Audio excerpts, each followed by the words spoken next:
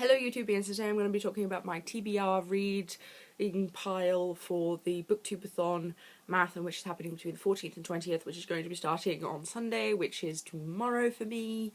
Is it tomorrow for me? Is today Friday or Saturday? I think it's tomorrow, yeah. Oh god. Okay, so I have picked 7 books which will fulfill the 7 challenges. I'm not making this easy on myself because all the books I've picked are pretty damn big. Yeah, let's get into it. So the first challenge is a book with pictures, and I picked Hello City by Ransom Riggs. As you know, these books have pictures. If you don't, where have you been? These are great books. This, I've read the first one, loved it.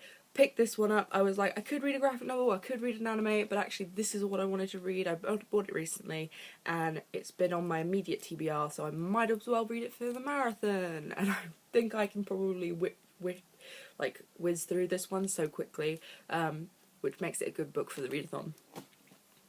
The second challenge is to start and finish a series. I had to rack my brain for which one I wanted to do for this one. I've got many series which I've started but I haven't finished, or I've completely read through.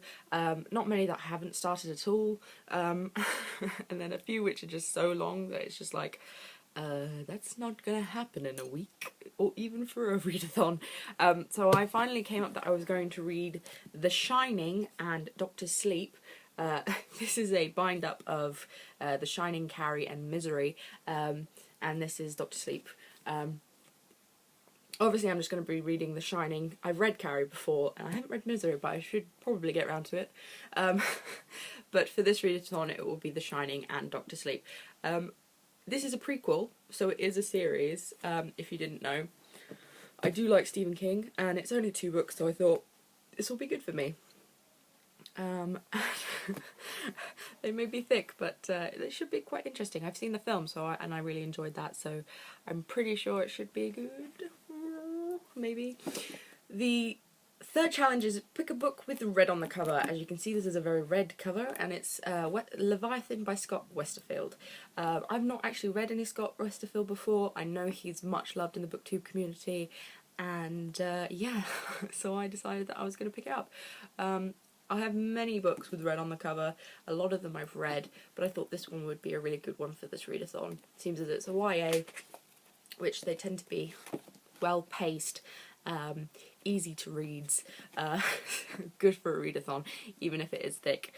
The next challenge, which is challenge 1, 2, 3, 4, challenge 4, is get somebody to pick a book for you. Now, my sister is a lovely, lovely angel of delight who came into my room and picked this one, which is called Voyages and Travels by C. Raymond Beazle, which is a book about voyages and travels around the world, set back in, it's a true story, 1500s?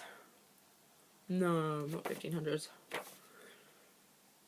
The 16th and 17th centuries, mainly during the 16th and 17th centuries. Volume 1.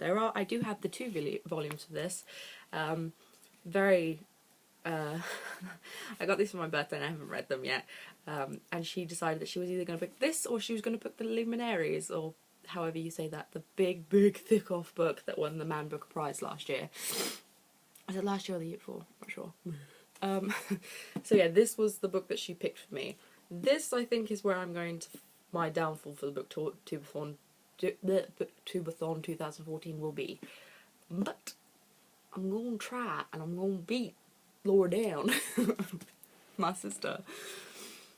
The next challenge is to pick a book of a genre that you haven't read, that you've read the least of. I did a tally of all the books that I've read, as you can see.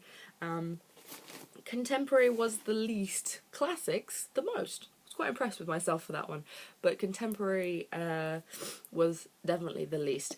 I've read 2 contemporaries so far this year, only one I finished a couple of days ago, so I decided to pick Fangirl by Rainbow Rowell, another Booktubeathon favourite, again a YA, which means that it should be a good, easy read. A lot of people rave about this book, so hopefully it should be good. I've not read any Rainbow Rowells before, but yeah, it should be good. Oh, I don't know. Oh, it's just so hard.